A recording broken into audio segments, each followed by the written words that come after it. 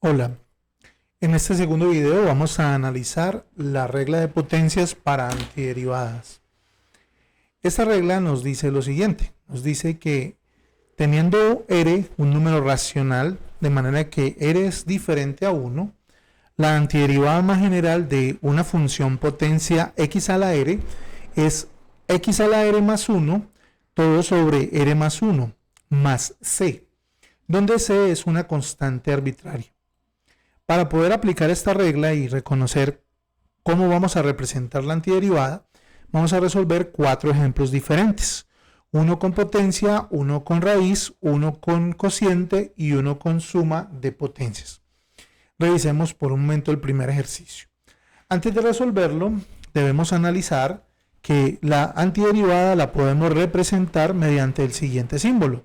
Decimos esta especie de S alargada acompañada de un diferencial en x. En este caso es con diferencial de x porque la variable que vamos a trabajar o la variable independiente es x. En el espacio entre estos dos símbolos vamos a colocar la función f de x que nos den a antiderivar. Y una vez tengamos esto expresado, el resultado va a ser la antiderivada más general. Recordemos que f de x en mayúscula se denomina primitiva. La primitiva acompañada de la constante de integración es la antiderivada más general. Por cierto, antiderivada también le podemos llamar integral. Pero bueno, vamos a resolver el ejercicio. Si yo entonces voy a hacer la antiderivada de f de x igual a 5x al cubo, expreso primero el símbolo de antiderivada. Al interior de él ingresamos la función f de x que vamos a antiderivar y como resultado vamos a obtener lo siguiente. 5x al cubo tiene como coeficiente a 5, que es una constante. Lo vamos a dejar por un momento ahí. La potencia x al cubo tiene como exponente a R, a x, que vendría a ser, perdón, a R, que vendría a ser 3. Entonces, ese R más 1, según la regla, lo vamos a colocar como exponente y también como denominador, más la constante de integración. De hecho, entonces el resultado va a ser 5x a la 4 sobre 4 más c. Esta sería la respuesta al primer ejercicio de antiderivada. Vamos a ver en el caso de que la función no sea una potencia, o mejor dicho, que esté expresada como una raíz, lo primero que debemos resolver es que raíz cuarta de x a la 3 lo debemos expresar como potencia. Recordemos que a este número 4 le llamamos índice del radical. Y a lo que tenemos adentro, este 3 sería un exponente. Por tanto, para expresarlo como potencia, escribiríamos a 3 como numerador y a 4 como denominador. Para resolver entonces esta antiderivada, escribimos nuestro símbolo de antiderivada. Dentro de él escribimos la potencia que vamos a resolver y lo aplicamos la regla. Recordemos que la regla nos dice que a R, que en este caso es 3/4, le vamos a sumar 1, y el resultado lo vamos a dividir entre ese mismo valor, 3/4 más 1. También debemos agregar la constante de integración. Acordémonos que la suma de fracciones requiere algún proceso adicional. No tenemos en este momento repetición del tema, pero podemos hacerlo muy fácilmente diciendo que 3/4 más 1 es lo mismo que decir 7/4. Y en el denominador también sería lo mismo 7/4 más c. Como no podemos dejar una fracción cuyo denominador sea un denominador fraccionario, vamos a utilizar la regla de medios y extremos para expresar nuestro resultado. De manera que el resultado vendría a ser 4x a las 7/4 sobre 7 más c. Y esta sería la respuesta a este segundo ejemplo.